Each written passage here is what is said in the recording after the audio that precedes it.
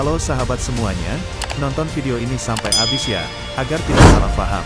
Dan sebelum itu jangan lupa like, komen, dan subscribe. Selamat menonton.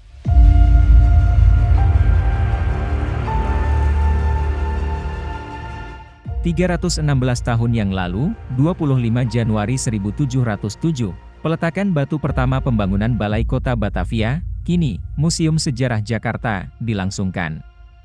Putri Gubernur Jenderal VOC, Johan van Hoorn, Petronella Wilhelmina yang didaulat melangsungkan prosesi itu. Sebelumnya, company pernah 2 kali membangun balai kota dan kurang megah. Company ingin balai kotanya muluk-muluk seperti Istana Dam di Amsterdam. Semuanya dilakukan untuk totalitas pelayanan di Batavia.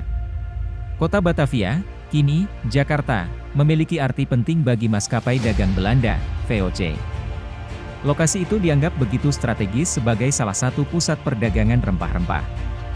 Keunggulan itu membuat company menggalakkan pembangunan di Batavia.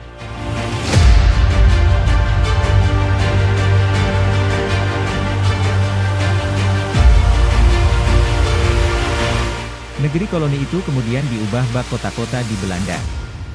Dari bentuk bangunan hingga kanal. Semuanya untuk mengobati kerinduan orang Belanda berada jauh dari kampung halaman. Alias, Batavia dirancang sebagai sarana pelipur lara. Fasilitas dan infrastruktur di Batavia sengaja dibangun mengikuti selera zaman. Pembangunan Balai Kota Batavia, misalnya.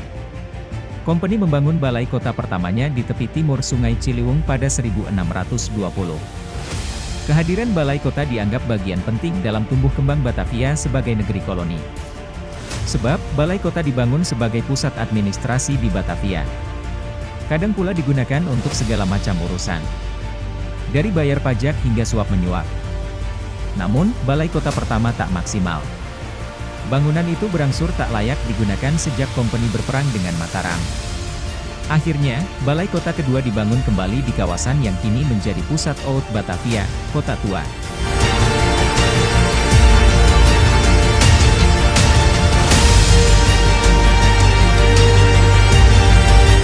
Balai kota pertama yang sangat sederhana didirikan dengan tergesa-gesa pada tahun 1620 di tepi timur Ciliwung, sedikit selatan Jembatan Jungkat. Gedung ini hanya bertahan selama 6 tahun, karena dibongkar sebelum serangan Sultan Agung, 1626, supaya bisa menembak dengan leluasa. Balai kota kedua selama beberapa waktu digunakan sebagai tempat pemakaman Jan Pieter Zoonchoen, pendiri Batavia.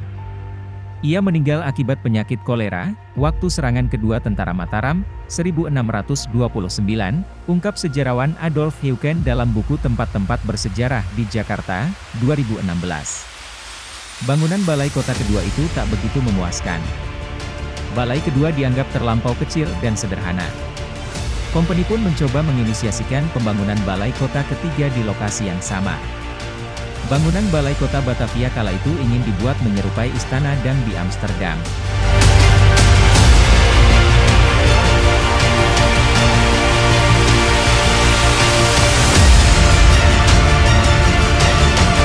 Pembangunannya pun dilangsungkan. Upacara peletakan batu pertama pun digelar. Gubernur Jenderal VOC, Johan van Hoorn mendaulat anaknya yang berusia 8 tahun, Petronella Wilhelmina van Hoorn untuk meletakkan batu pertama pada 25 Januari 1707. Balai kota ini mulai dibangun sesudah gedung yang lama dibongkar, yakni pada tanggal 25 Januari 1707 di bawah pemerintahan Tuan Gubernur Jenderal Johan van Hoorn. Pembangunan diselesaikan di bawah pemerintahan Tuan Gubernur Jenderal Abraham van Riebeeck pada tanggal 10 Juli 1710, ungkap prasasti yang tertera di dalam bangunan yang kini dikenal sebagai Museum Sejarah Jakarta, Museum Fathahillah. Sekian video kali ini, terima kasih telah menonton sampai habis. Jangan lupa nonton video kami lainnya ya, dan bantu kami dengan cara like, komen, subscribe dan share ya. Kasih tahu di kolom komentar, konten sejarah apa lagi yang ingin kalian ketahui. Terima kasih, sampai jumpa di video berikutnya.